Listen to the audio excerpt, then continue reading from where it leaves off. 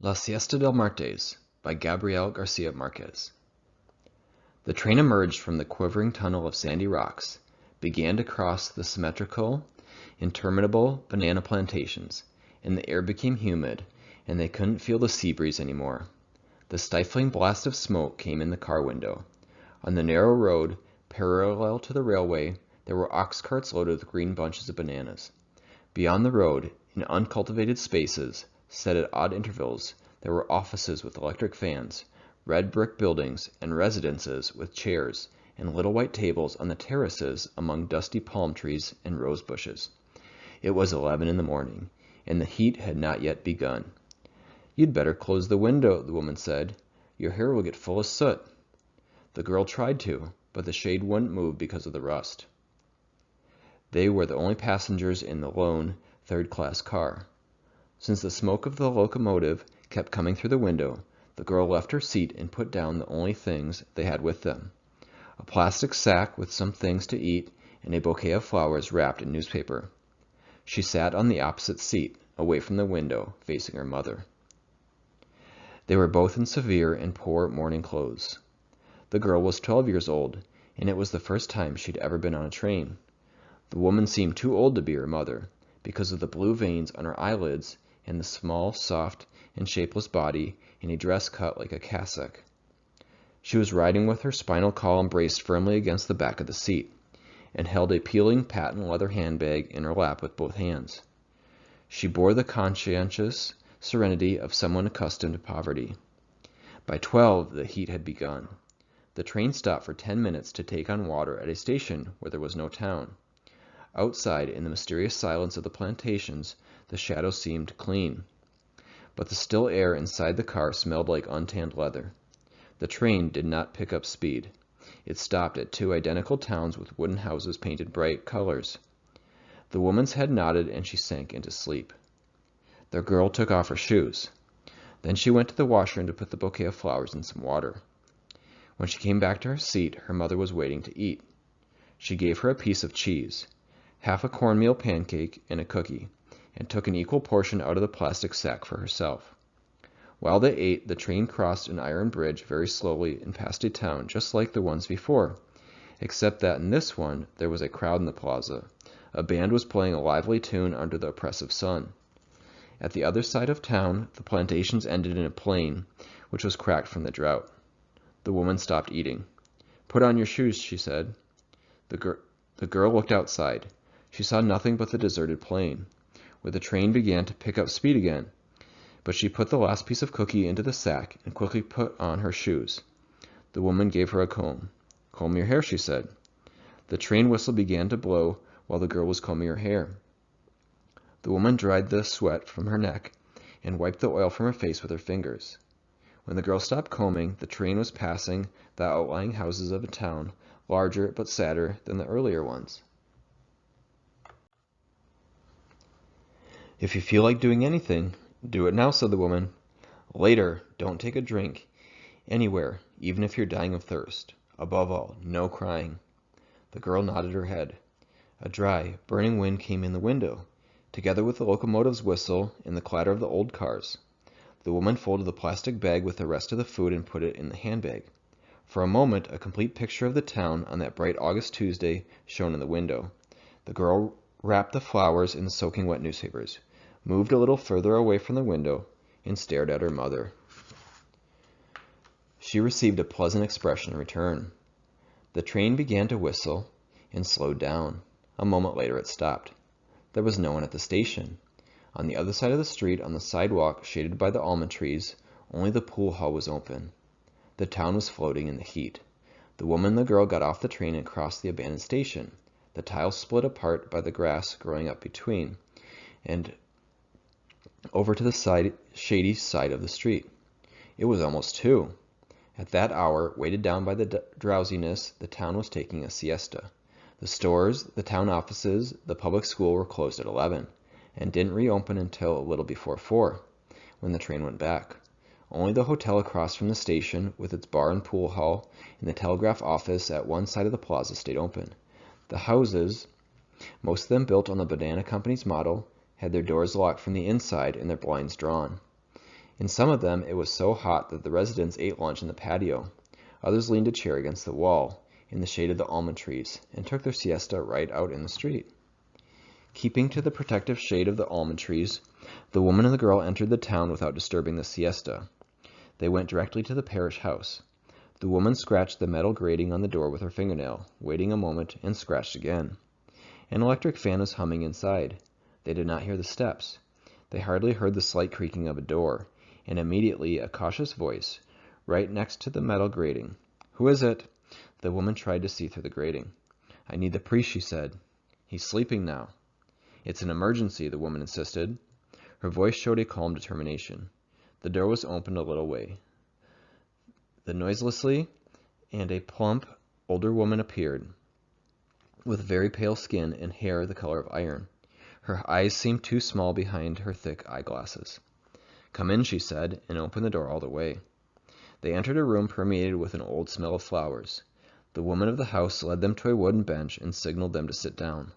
The girl did so, but her mother remained standing, absent-mindedly, with both hands clutching the handbag. No noise could be heard above the electric fan. The woman of the house reappeared at the door at the far end of the room. "He says you should come back at 3, she said in a very low voice. "He just laid down 5 minutes ago." "The train leaves at 3:30, said the woman. It was a brief and self-assured reply, but her voice remained pleasant, full of undertones. The woman of the house smiled for the first time. "All right," she said. When the far door closed again, the woman sat down next to her daughter. The narrow waiting room was poor, neat, and clean. On the other side of the wooden railing which divided the room, there was a work table, a plain one with an oilcloth cover, and on top of the table a primitive typewriter next to a vase of flowers. The parish records were beyond. You could see that it was an office kept in order by a spinster. The far door opened, and this time the priest appeared, cleaning his glasses with a handkerchief. Only when he put them on was it evident that he was the brother of the woman who had opened the door. "How can I help you?" he asked. "The keys to the cemetery," said the woman. The girl was seated with the flowers in her lap, and her feet crossed under the bench. The priest looked at her, then looked at the woman, then through the wire mesh of the window at the bright cloudless sky. "In this heat," he said, "you could have waited until the sun went down." The woman moved her head silently. The priest crossed to the other side of the railing, took out of the cabinet a notebook covered in oilcloth, a wooden pen holder, and an inkwell, and sat down at the table. There was more than enough hair on his hands to account for what was missing on his head. "Which grave are you going to visit?" he asked. "Carlos Centeno," said the woman. "Who?" "Carlos Centeno," the woman repeated. The priest still did not understand. "He's the thief who was killed here last week," said the woman in the same tone of voice. "I am his mother." The priest scrutinized her. She stared at him with quiet self-control, and the father blushed. He lowered his head and began to write. As he filled the page, he asked the woman to identify herself, and she replied unhesitatingly, with precise details, as if she were reading them. The father began to sweat. The girl unhooked the buckle of her left shoe, slipped her heel out of it, and rested on the bench rail. She did the same with the right one. It had all started on Monday of the previous week, at 3 in the morning, a few blocks from there. Rebecca, a lonely widow who lived in a house full of odds and ends, heard above the sound of the drizzling rain someone trying to force the front door from outside. She got up, rummaged around in her closet for an ancient revolver that no one had fired since the days of Colonel Aurelio Buendia, and went into the living room without turning on the lights. Orientating herself, not so much by the noise at the lock as by a terror developed in her lights.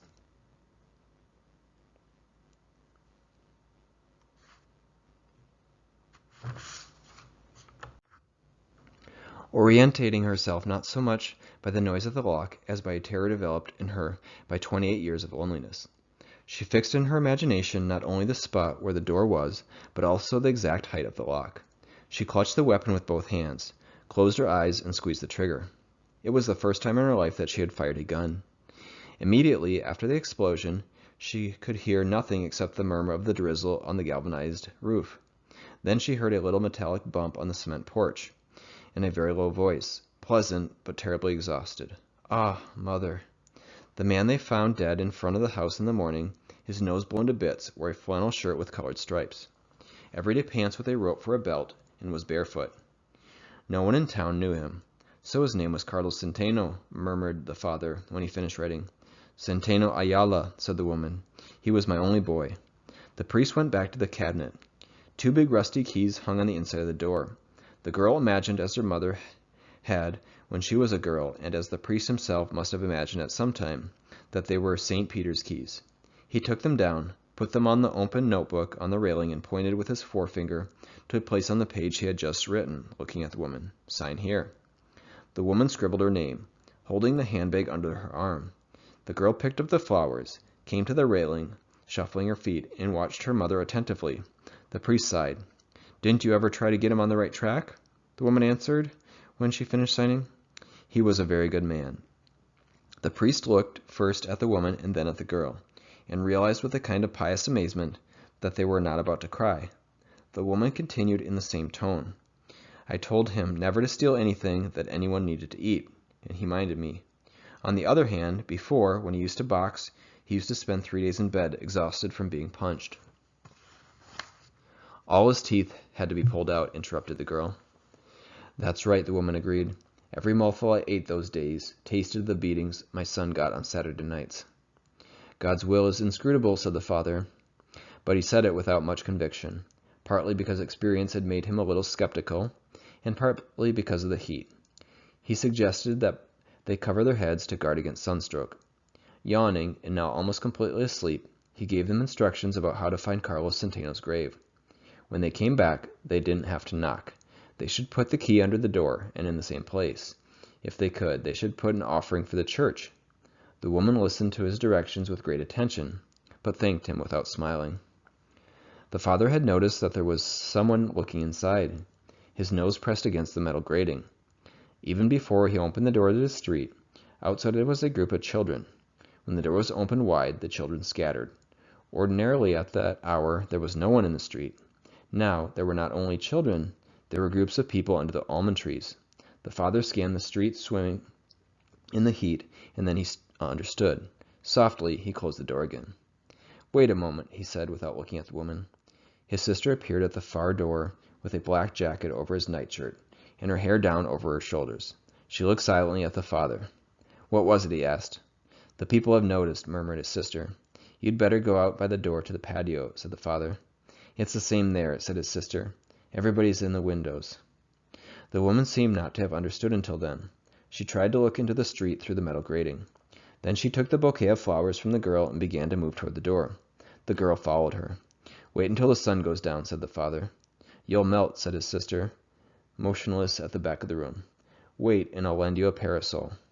Thank you, replied the woman. We're all right this way. She took the girl by the hand and went into the street.